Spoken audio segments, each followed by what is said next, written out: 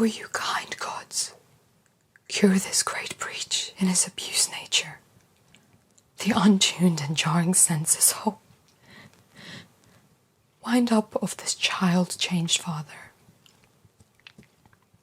Be governed by your knowledge and proceed in the sway of your own will. Is he arrayed? Oh, my dear father, restoration, hang thy medicine on my lips, and let this kiss repair those violent harms that my two sisters have in thy reverence made.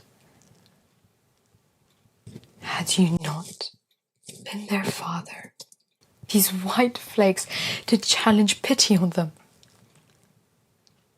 Was this a face to be opposed against the warring winds?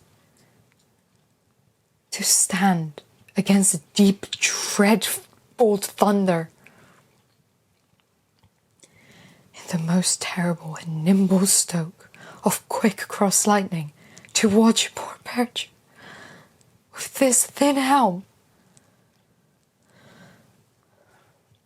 Mine enemy's dog, though he had bit me, should have stood that night against my fire.